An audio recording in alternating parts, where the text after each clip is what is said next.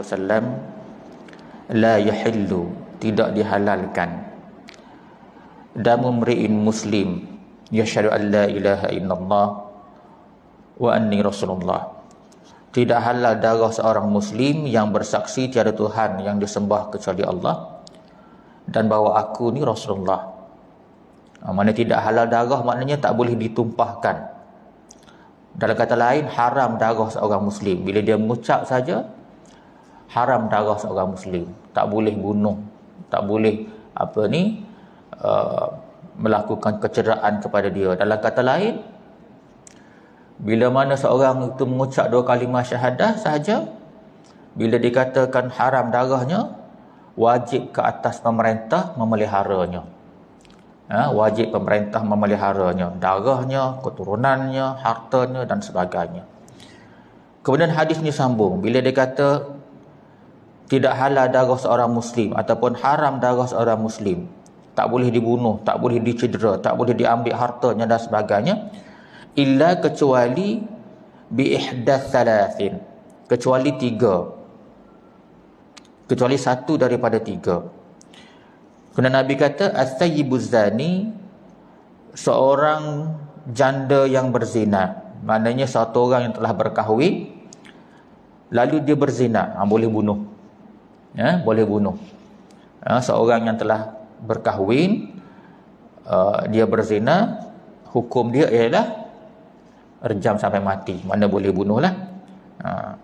Kalau misal kata belum berkahwin, dia berzina, hukumannya bukan rejam, tetapi kena rotan 100 kali dan ribuan daerah. Kemudian wan nafsu bin nafsi, dan yang nyawa dengan nyawa, yakni seorang yang membunuh nyawa yang lain. Membunuh nyawa yang lain, hukumnya boleh bunuh. Mana ketika itu tidak haram darah dia. Mana tidak halal tidak haram darah dia ketika itu. Dalam kata lain, halal darahnya. Boleh bunuh. Kemudian wattarikud dinihi, dan keluar dari agamanya, yakni murtad. Bila seorang tu murtad, maknanya tidak lagi haram darahnya, bahkan darah tu jadi halal, boleh bunuh. Dan yang terakhir, lepas Nabi kata at-tarikud dinihi, Nabi kata al-mufariqul lil jamaah, serta memisahkan bagi jamaah. Baik, berkenaan dengan perkara ini saya telah sebut pada kuliah yang lalu. Kalau ikut sebahagian huraian, dia gabung wattariku lid-dinihi al-mufariqul lil jamaah, meninggalkan, keluar dari agamanya serta memisahkan dari jamaah. Maknanya satu huraian, dia lepas keluar daripada agama, dia meninggalkan jamaah muslimin. Dia berada di kalangan orang-orang kafir. Itu satu huraian. Huraian yang lagi satu, kalau kita rujuk kepada Imam Ibnu Al-Attar. Imam Ibnu Al-Attar ni murid kepada Imam An-Nawawi. Dia kata apa? Dalam kitab dia Syarhu Arba'in An-Nawawiyah. Dia pun ada buat satu kitab yang syarah kitab hadis 40 ni. Dia kata apa? Termasuk juga dalam kategori ini setiap orang yang keluar dari jamaah dengan melakukan bid'ah pemberontakan. Dia huraian dia tu agak berbeza sedikit. Saya ulang balik, kata Imam Ibnu Attar, murid Imam An-Nawawi, dia kata termasuk dalam yang boleh yang dikira halal darah dia, iaitulah setiap orang yang keluar dari jamaah. Ini dalam menghuraikan al-mufariqul lil jamaah, orang yang keluar daripada jamaah. Setiap orang yang keluar daripada jamaah dengan melakukan bid'ah pemberontakan, maknanya dia menyentuh soal pemberontakan kepada negara Islam di sini. Bila mana satu orang tu berselisih dengan khalifah Islam, dia berselisih sampai ke peringkat mengangkat senjata. Kata Imam Ibn Attar, dia termasuk dalam golongan ini. Maknanya dia lawan khalifah sampai mengangkat senjata, melakukan serangan sehingga melibatkan darah, orang ni juga boleh dibunuh. Menyebut tentang huraian Imam Ibn Attar ini, saya ingat satu lagi huraian berkenaan dengan pemberontakan dalam negara Islam yang ada khilafah Islam. Hukumnya haram. Tak boleh sama sekali umat Islam mengangkat senjata melawan khalifah Islam, tak boleh. Dan perkara ini memang tak dibenarkan, walaupun dalam mazhab yang empat. Imam Syafi'i tak benar, Imam Maliki tak benar, Imam Hanafi tak benar, Imam Hanbali pun tak benar. Tak boleh. Kenapa saya sebut? Ada tempat buat. Dia tak setuju dengan pemerintah, dia angkat senjata, dia lawan. Satu. Baik. Bahagian akhir yang saya nak sebutnya ialah berkenaan dengan bila satu orang tu menjadi seorang Islam, dia mengucap 2 kalimah syahadah, apakah ada syarat-syarat yang khusus yang menyebabkan haram darahnya ataupun tidak halal darah dia? Ada syarat ke tidak? Yang ni kita nak sebut.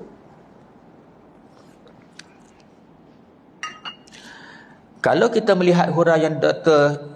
Mustafa Al-Bugha, Syekh Dr. Mustafa Al-Bugha dan Syekh Muhyiddin Mistu, dia kata dalam menghuraikan tidak halal darah seorang Muslim yang mengucap 2 kalimah syahadah tadi, dia kata barang siapa bersaksi la ilaha illallah wa anna Muhammadar Rasulullah, siapa yang bersaksi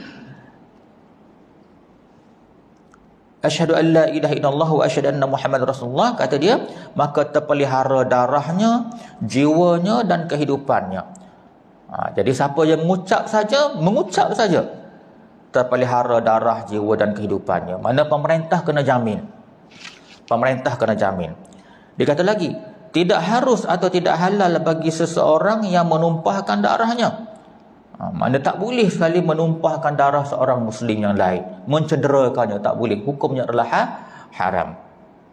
Kata Syekh, kata lagi, pemeliharaan ini kekal bagi seorang Muslim. Selagi dia tu bergelar Muslim, benda ni kekal.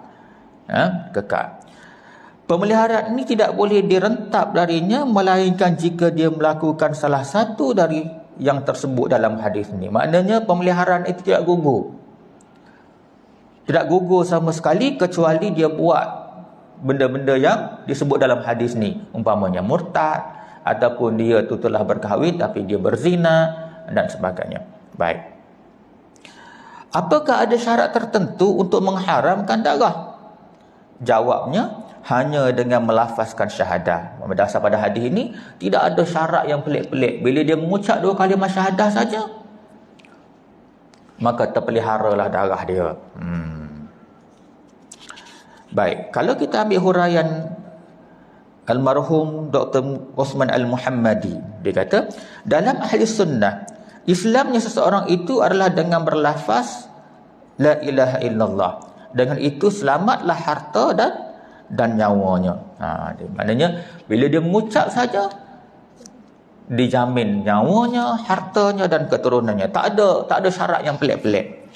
Ini berdasarkan, kata Dr. Osman Al-Muhammadi, ini berdasarkan pada satu hadis yang sahih yang diriwayatkan oleh Imam Abu Dawud daripada Usamah bin Zaid. Saya baca teks dia ni. Satu hari Rasulullah SAW mengutuskan kami dalam pasukan tentera menuju Al-Huraqat. Kemudian mereka mengetahui kedatangan kami. Maknanya musuh mengetahui kedatangan tentera-tentera Rasulullah. Lalu mereka melarikan diri. Kemudian kami mendapati seorang lelaki, dan tatkala kami mengepungnya, dia mengucap la ilaha illallah. Ini cerita yang berlaku kepada sahabat Nabi Usamah bin Zaid, ya. Pergi perang, mengepung satu musuh. Ketika tengah mengepung satu orang tu, tiba-tiba dia mengucap la ilaha illallah. Hadis ini bersambung. Kemudian kami menebasnya hingga kami membunuh dia. Dia tebas betul, mati, ya. Lalu hal tersebut aku ceritakan pada Nabi SAW. Lalu baginda berkata, siapakah yang akan menolongmu apabila la ilaha illallah telah datang pada hari kiamat? Jadi kira-kiranya Usamah bin Zaid balik cerita kepada Rasulullah, aku kepung satu orang, kemudian orang tu mengucap la ilaha illallah. Pada waktu itu aku tebas dia sampai dia mati. Kemudian Rasulullah kata, siapakah akan menolongmu apabila la ilaha illallah telah datang pada hari kiamat? Rasulullah marah tu. Ikut cerita ni Rasulullah marah. Rasulullah marah dia. Lalu aku katakan, wahai Rasulullah, sesungguhnya ia mengucapnya kerana takut pada senjata. Nampak? Kata Usamah tadi, ya Rasulullah, biar Rasulullah tegur dia tu, dia ni kata la ilaha illallah ni sebab dia takut pada senjata aku. Baginda berkata lagi, apakah engkau telah membelah hatinya sehingga engkau mengetahui apa yang dia ucapkan atau tidak?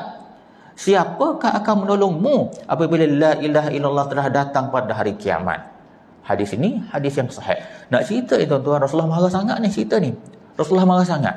Jadi di satu sudut nak cerita, bila kita berhukum, kita hukum dengan hukum zahir. Hati dia tu serah pada Allah Ta'ala. Pegang yang ni kita selamat. Mana boleh kita baca hati orang, tapi bila dia mengucap saja, terjaga harta dan nyawa dia. Jadi kalau kira-kiranya sahabat Nabi pun dimarah oleh Rasulullah SAW bila dia menebas kepala satu orang yang telah mengatakan la ilaha illallah. Baik. Mengucap la ilaha illallah adalah memadai untuk terjaga darah dan harta.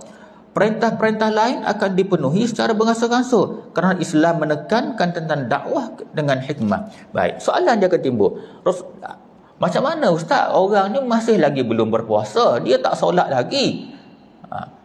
Tak solat lagi, sunat pun tak lagi. Macam mana ustaz? Apakah dia dah kira haram darahnya, tidak halal darahnya? Ya. Ada satu hadis Nabi Muhammad SAW cerita pasal benda ni. Jadi benda-benda begini kena faham baik-baik. Hadis ni diriwayatkan oleh Imam Muslim, hadis sahih daripada Ibnu Abbas.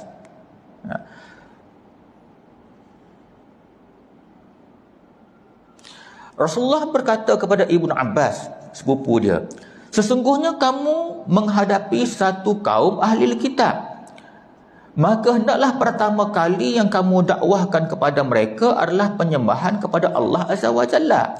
Nabi ajar, kamu pergi jumpa orang, kamu nak dakwah dia, kamu ajak dia tu kepada menyembah Allah. Apabila mereka mengenal Allah, maka beritahulah bahawa Allah mewajibkan kepada mereka solat 5 waktu pada siang dan malamnya. Maknanya lepas dia kenal Allah, barulah kamu perkenalkan tentang hukum solat. Apabila mereka melakukannya, maknanya telah solat, maka beritahulah kepada mereka bahawa Allah telah mewajibkan zakat ke atas mereka yang diambil daripada orang kaya lalu dibahagikan kepada fakir miskin. Maknanya tak terus pergi tunggu selesai zakat. Zakat tu kemudian. Maknanya lepas syahadah, bila dia kenal Allah, solat. Lepas dia dah boleh solat, barulah zakat. Kata Rasulullah lagi, jika mereka mentaatimu dalam hal tersebut, yang zakat, maka ambillah zakat dari mereka dan takutlah dari harta mulia mereka. Maknanya berdasar pada hadis ini, cara kita berdakwah tu secara hikmah. Tapi kembali kepada tentang la ilaha illallah tu, bila mana dia mengucap saja, maka terjagalah nyawa dan harta dia. Perkara ni penting tuan-tuan, penting sangat. Kenapa saya kata penting? Sekarang saya nak bawa satu pahaman yang agak berbeza daripada pahaman. Sepatutnya bila mengucap saja terjaga darah dan hartanya tanpa syarat. Masak dalam hati dia tu terpulang pada dia. Pemahaman yang saya nak masukkan ini ialah tulisan yang ditulis oleh Muhammad bin Abdul Wahab. Tulisan yang ditulis oleh Muhammad bin Abdul Wahab, iaitulah dikatakan pengasas pada aliran Wahabi lah. Yang ini saya petik terus daripada kitab dia. Dia tulis satu kitab, nama kitab tu Kitab Tauhid. Kalau tuan-tuan nak rujuk, boleh rujuk. Ya? Dia tulis dalam Kitab Tauhid bab yang kelima. Dia kata apa? Berdasarkan kepada hadis riwayat Muslim, tidak dianggap mengucapkan la ilaha illallah sudah cukup untuk melindungi darah dan harta. Pula tak cukup. Mengucap tak cukup, kata Muhammad bin Abdul Wahab. Ya? Tak cukup.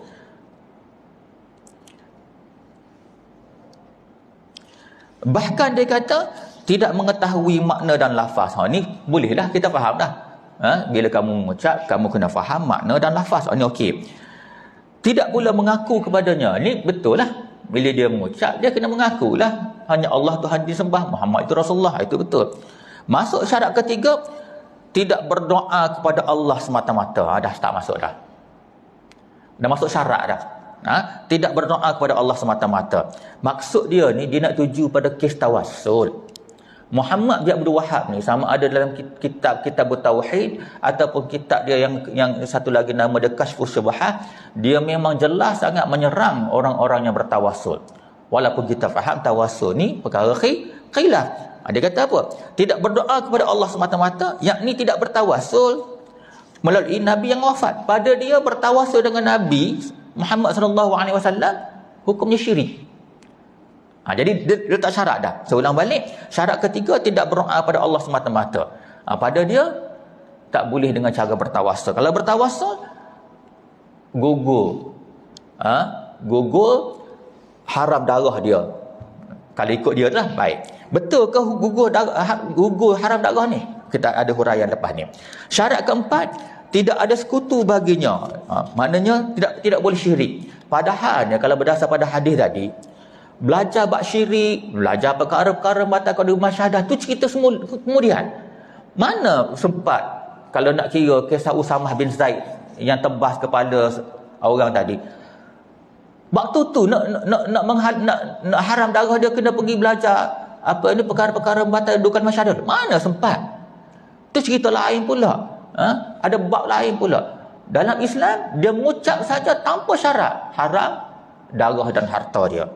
Tapi Muhammad bin Abdul Wahab sebut tidak ada sekutu baginya. Maknanya kalau ikut ni kena mengajar apa syirik, apa dia murtad, perkara-perkara yang batal kalimah syahadah, barulah orang kata halal haram darah dia. Jadi ini semua ni berdasar pada huraian Muhammad bin Abdul Wahab. Satu. Kemudian yang syarat kelima, kufur, yakni ingkar kepada segala sesuatu yang disembah selain Allah. Sekali lagi, pada Muhammad bin Abdul Wahab, tawassul melalui Nabi SAW telah wafat dianggap sebagai syirik. Tak boleh. Jadi semua ni ikut huraian dia. Dia bukan ikut huraian ulama yang muktabar. Dia kata lagi, jika dia ragu-ragu atau tidak memiliki sikap yang jelas, maka darah dan hartanya tidak haram. Allahu Rabbi. Jadi maknanya bila Muhammad bin Abdul Wahab kata, saya ulang balik, jika dia ragu-ragu atau tidak memiliki sifat yang jelas. Ragu-ragu ni cerita daripada mana? Cerita hati ragu-ragu ni. Padahal kita kena berurusan dengan hukum zahir. Hati dia serah pada Allah. Zaman Nabi sendiri, Nabi bunuh ke orang-orang yang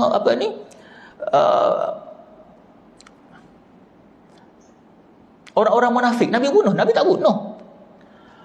Padahal Nabi tahu dia berada dengan orang munafik ni orang kafir betul. Munafik ni kafir betul. Nabi tak bunuh sebab Nabi berurusan dengan hukum zahir. Kata Muhammad bin Abdul Wahab lagi, jika dia ragu-ragu atau tidak memiliki sifat yang jelas, maka darah dan hartanya tidak haram. Maknanya dia boleh dibunuh, hartanya boleh dirampas. Inilah yang kalau tuan-tuan baca sejarah yang berlaku sewaktu kejatuhan khilafah Osmaniyah, ketika itu kumpulan Muhammad bin Abdul Wahab bergabung dengan kumpulan Al-Saud, dia rampas harta dia rampas, dia bunuh sewenang-wenangnya ketika tu. Satu. Baik. Jadi pemahaman yang seperti ini tak betul. Tak betul. Saya petik satu lagi. Ini kitab Tauhid yang ditulis oleh Muhammad bin Abdul Wahab ni, ada kitab syarah dia. Iaitulah Fathul Majid. pengarang Fathul Majid ni cucu dia sendiri. Cucu dia sendiri yang bernama Muhammad bin Hasan. Dua kitab ni, kitab Tauhid dengan Fathul Majid, di tempat tertentu memang jadi rujukan utama dah, rujukan utama. Baik, apa yang ditulis oleh ditulis oleh Abdul Rahman bin Hasan dalam kitabnya Fathul Majid. Kata dia, Nabi SAW menggantung terjaganya harta dan darah dalam hadis di atas. Dia rujuk kepada hadis yang menjadi sandaran oleh Muhammad bin Abdul Wahab, dan mengatakan bahawa tak cukup mengucap tu dalam melindungi darah dan harta. Baik, cuba kita lihat hadis yang Muhammad bin Abdul Wahab guna. Hadis itu sahih. Memang itu hadis itu sahih. Hadis itu diriwayatkan oleh Muslim dari Abu Malik Asy-Syaja'i, dari bapaknya. Nabi kata, man qala la ilaha illallah wa kafara bima yu'badu min dunillah haruma maluhu wa damuhu wa hisabuhu 'ala Allah. Maksud dia, sesiapa yang mengucap la ilaha illallah dan kafir. Kata hadis ni kata, hadis ni betul. Man qala la ilaha illallah wa kafara bima yu'badu min dunillah. Siapa mengucap la ilaha illallah dan kafir kepada apa-apa yang disembah melainkan Allah, maka haramlah nyata. Mana kalau ikut hadis ni, mengucap dan dia kena kufur dengan benda-benda yang selain daripada Allah. Betul hadis ni kata gitu. Maka ketika itu barulah haram hartanya dan darahnya. Baik, hadis ni kalau rujuk syarah Sahih Muslim oleh Imam An-Nawawi, iaitu kitab Al-Minhaj, hadis ni kata Nabi, kata Imam Nawawi, adalah merujuk kepada orang yang murtad yang nak bertaubat. Jadi kena lihat konteks dia. Hadis ni dituju kepada orang murtad. Bila orang murtad, memanglah dia kena mengucap balik benda yang menyebabkan dia murtad tadi. Katakanlah dia murtad dengan sebab dia kata tidak ada hukum hudud dalam Islam. Orang yang berkata begitu gugur iman dia.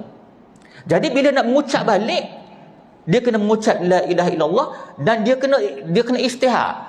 Hukum hudud ada dalam Islam berdasar pada hadis ayat sekian. Dia kena ikrar balik. Begitu juga kalau misal katalah sebab dia murtad tu, dia kata boleh melakukan sesuatu perkara kufur, maka masa mengucap tu dia kena la ilaha illallah, dia kena declare balik kufur melakukan perkara sekian. Jadi kata Imam Nawawi, hadis ni merujuk kepada orang murtad, bukan secara umum. Nampak tak cara pemahaman golongan huraian Muhammad bin Abdul Wahab. Saya ulang balik, kata Abdul Rahman bin Hasan yang telah mensyarahkan Fathul Majid, dia kata Nabi SAW menggantung terjaganya harta dan darah dalam hadis di atas, mana hadis kita baca tadilah, kepada dua perkara, iaitu mengucap la ilaha illallah atas dasar ilmu dan keyakinan, dan keduanya kufur, yakni engkar kepada apa-apa yang disembah selain pada Allah. Mana dia letak syarat terus. Itu kata Abdul Rahman bin Hasan. Bahkan ni ada benda yang lebih berat lagi, kata Abdul Rahman bin Hasan. Dia sebut dalam kitab Fathul Majid, diisytiharkan perang pada pelaku syirik. Maknanya orang-orang yang bertawassul tu boleh serang, boleh perang, boleh bunuh. Dia kata apa? Isytihar perang kepada pelaku syirik, khususnya pada orang yang bertawassul. Pengucapan la ilaha illallah tidak sah sama sekali tanpa 5 syarat yang disebutkan oleh penulis, iaitu Muhammad bin Abdul Wahab, yang disebutkan tadilah. Dikata firman Allah Subhanahu wa taala, wa qatiluhum hatta la takuna fitnah wa yakuna ad-dinu kulluhu lillah. Dan perangilah mereka supaya jangan ada fitnah, dan supaya agama ini semata-mata untuk Allah. Jadi Abdul Rahman bin Hasan, cucu buah Muhammad bin Abdul Wahab, mengisytiharkan perang kepada pelaku syirik akibat daripada tawassul. Dia berdalilkan kepada surah Al-Anfal ayat 36 yang katakan, dan perangilah mereka supaya jangan ada fitnah. Dia guna ayat ni. Padahalnya kalau tengok tafsir Ibnu Katsir, tafsir yang muktabar, dan juga tafsir Al-Qurtubi, kita ambil tafsir Ibnu Katsir. Kata Imam Ibn Kathir, surah Al-Anfal ayat 39 adalah perang kepada musyrikin ketika fitnah melanda muslimin. Dia lari terus. Ayat tu tuju kepada perang dengan kaum musyrikin. Dia ni pusing balik perang orang Islam yang melakukan tawassul. Tuan-tuan nampak tak?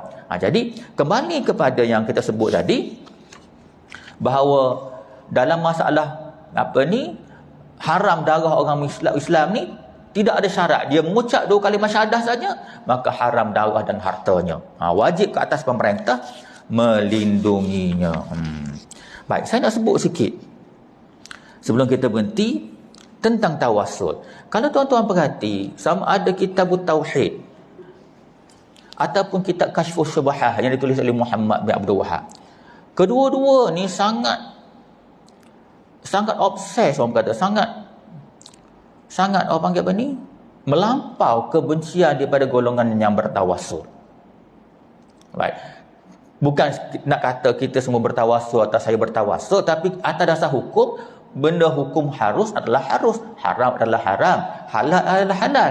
Benda khilafiyah adalah khilafiyah. Jadi jangan kita pusing cerita oleh kerana kita tak setuju dengan tawassul, kita pukul rata. Asal tawassul hukumnya kafir dan boleh kita perang. Baik.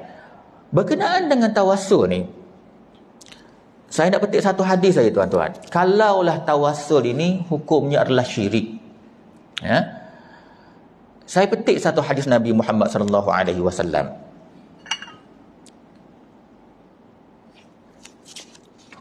Tuan-tuan dengar baik-baik.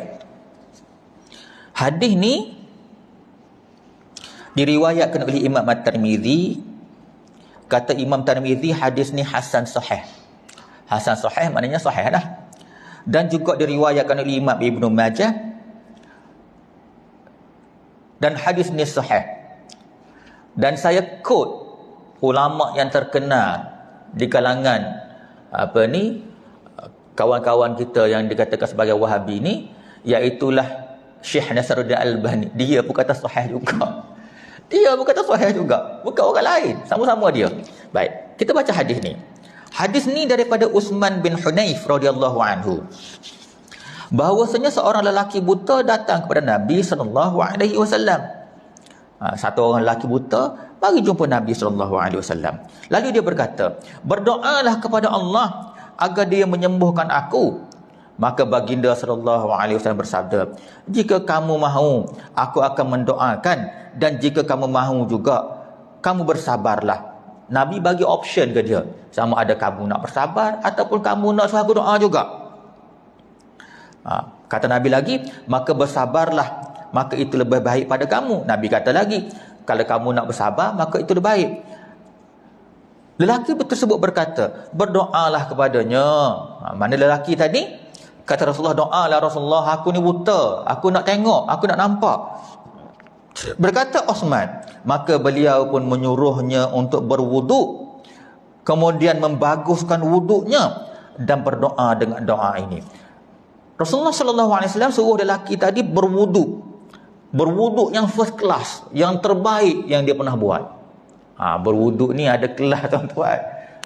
Ada kelas. Ada orang wuduk cincai-cincai. Yang nak dikehendaki berwuduk yang terbaik, buat yang terbaik. Tapi janganlah sampai membazir air pula. Mana ada cara-cara tu tu. Baik. Kata Nabi, baguskan wuduk kamu dan berdoalah doa ini. Baik, saya baca doa ni.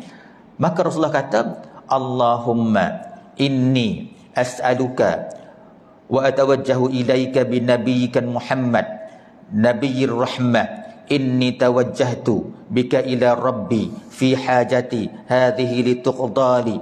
Allahumma syafi'hu fi." Maksud dia, ya Allah, sesungguhnya aku mohon kepadamu.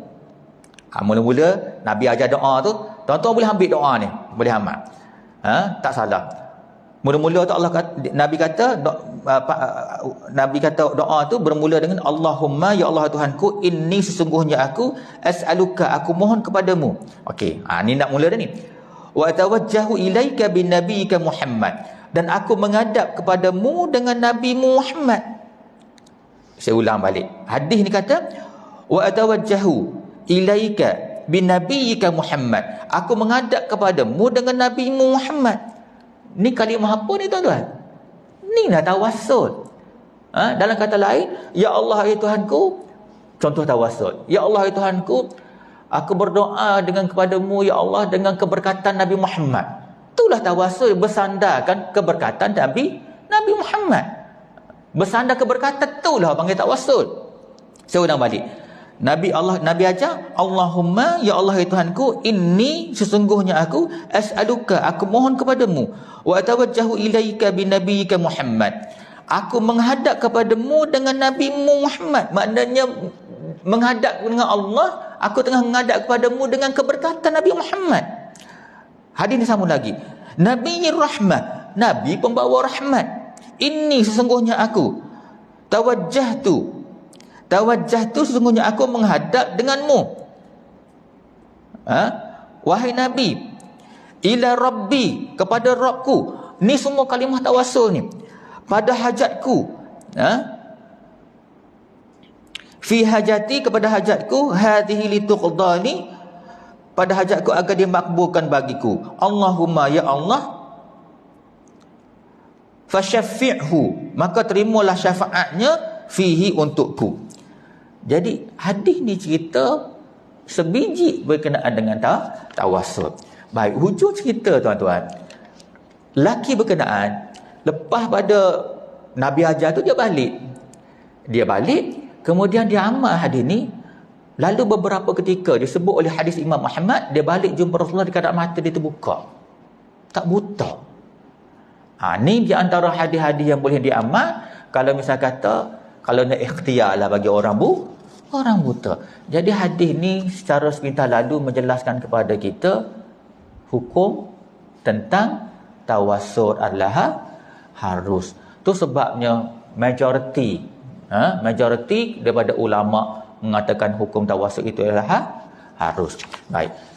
Kalaulah misal katalah kita berpegang kepada apa yang disebut oleh Muhammad bin Abdul Wahab dan cucu dia yang ditulis dalam kitab Fathul Majid yang mengatakan tawassul itu adalah syirik. Baik, implikasi dia tuan-tuan, implikasi dia yang ni semua nak kena faham implikasi dia.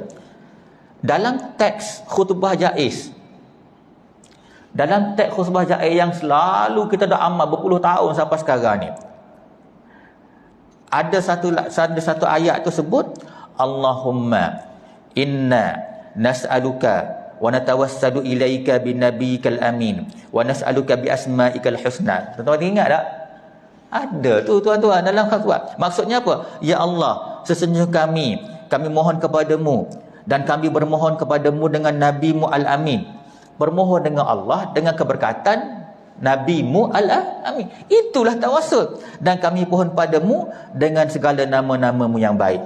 Tu sekali lagi tawassul dengan nama-nama Allah. Itulah tawassul. Kalaulah hukum tawassul tu jatuh pada syirik dan boleh perang atau halal darah dia macam ditulis dalam kitab Tauhid ataupun kitab Fathul Majid, satu selangor kena Tok Imam. Boleh bunuh. Itu implikasi dia. Satu lagi. Tahlil tuan-tuan.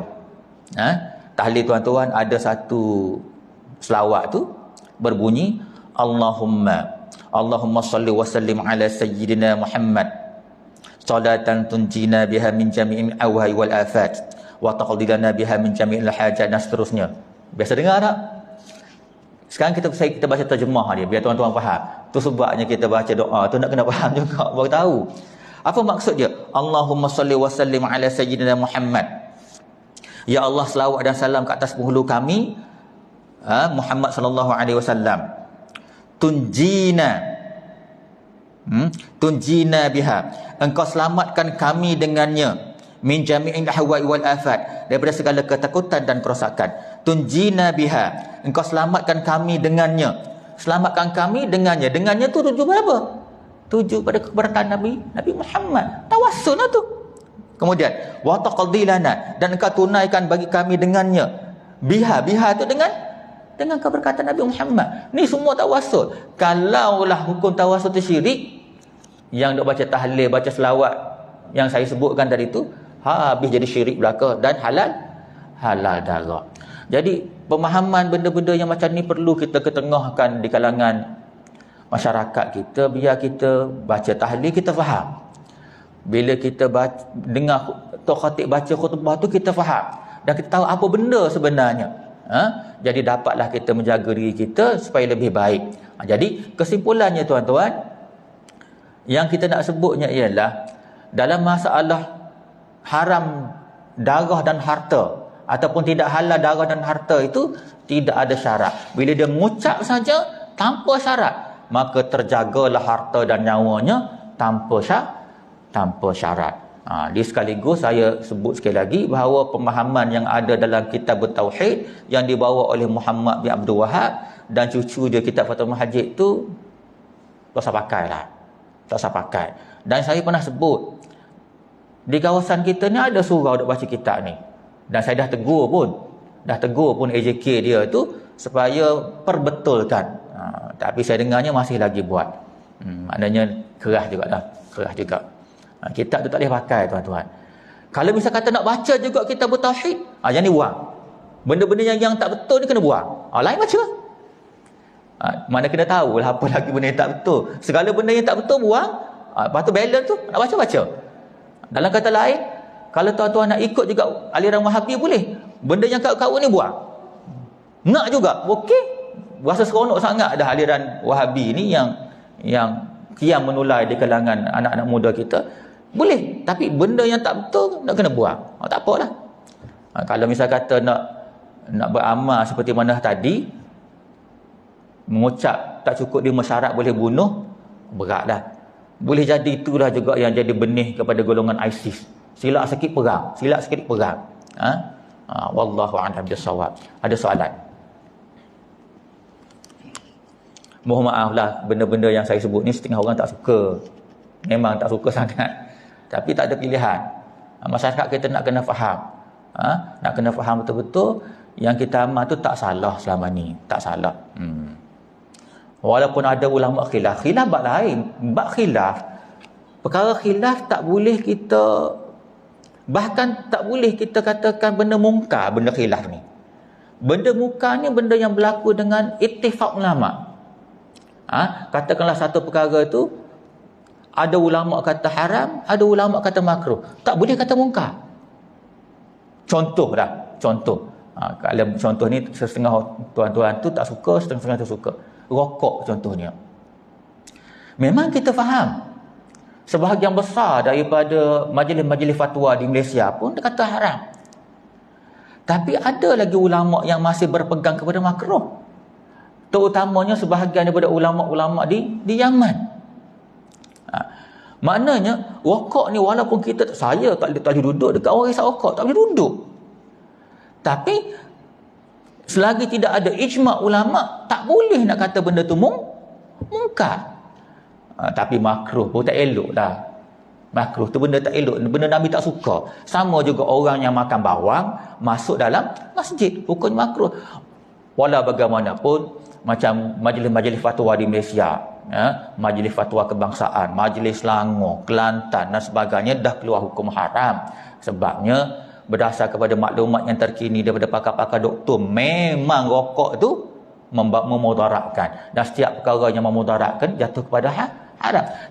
Tu pun nak cerita dalam keadaan yang macam tu pun tak boleh diklasifikasikan sebagai perkara mungkar selagi benda tu tidak berlakunya ijma'. Sama juga bab tawassul. Lagilah bab tawassul ni majoriti jumhur ulama mengatakan harus, cumanya adalah beberapa kerak di kalangan aliran Wahabi yang begitu keras tentang tawassul. Wallahu a'lam bissawab. Ada soalan?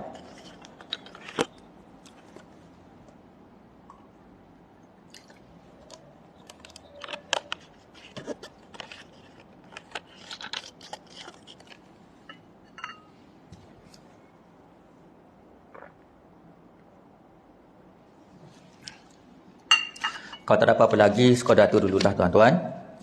Mudah-mudahan janganlah sampai kitab yang saya sebutkan tadi itu menular sampai ke sini. Kita kena sekat awal-awal. Bila dah masuk, Nak betulkan balik tu rumit. Ya. Aku qauli hadza wa astaghfirullahal azim li wa lakum. Wassalamualaikum warahmatullahi wabarakatuh.